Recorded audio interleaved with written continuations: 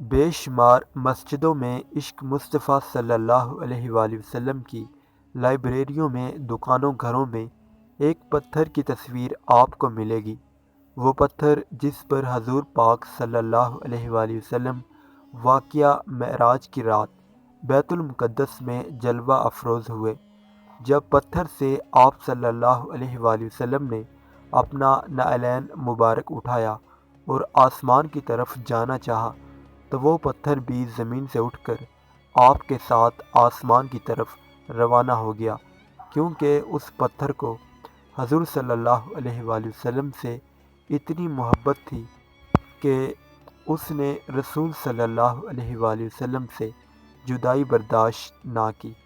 اس کی اس محبت کو دیکھ کر تاجدار مدینہ صلی اللہ علیہ وآلہ وسلم نے پتھر کو اشارہ کیا کہ ٹھہر جاؤ، چنانچہ یہ پتھر عشق مصطفیٰ صلی اللہ علیہ وآلہ وسلم کی تصویر بن کر اپنے آقا کے حکم پر اسی وقت رک گیا۔ آج بھی یہ پتھر عشق و محبت کی داستان دکھانے کے لیے موجود ہے۔ یہ پتھر نہ زمین پر ہے نہ آسمان پر ہے، بلکہ زمین سے ذرا اوپر خلا میں معلق ہے۔ اس معلق پتھر کہتے ہیں۔ یہ بیت المقدس فلسطین میں ہے۔ اسے حجر معراج بھی کہتے ہیں۔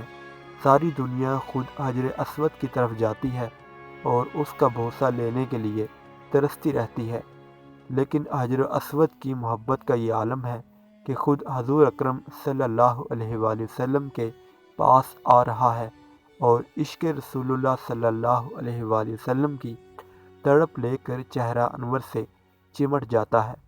حضور پاک صلی اللہ علیہ وآلہ وسلم نے فرمایا، اے عائشہ، وہ سامنے پہاڑ ہے، اس میں ایک پتھر درود سلام پڑھ رہا ہے۔ سبحان اللہ! پتھروں کی کتنی محبت ہے، دیکھنا یہ ہے۔ آرام کے مکانوں سے نکل کر بے آرام ہونا پڑے گا تو پھر اللہ کی طرف سے حکم سزا کا انتظار کرو جو اس تن آسانی اور دنیا طلبی پر آنے والا ہے۔ جو لوگ مشرکین کی موالات یا دنیاوی خواہشات میں پھنس کر احکام اہلیہ کی تعمیل نہ کریں، ان کو حقیقی کامیابی کا راستہ نہیں مل سکتا۔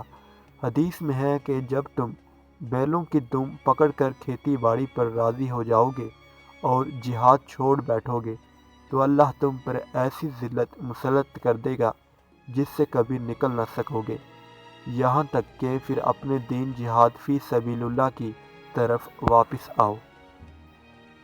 مزید اسی طرح کی اسلامی ویڈیوز کی اپڈیٹس کے لیے ہمارے چینل کو سبسکرائب کریں۔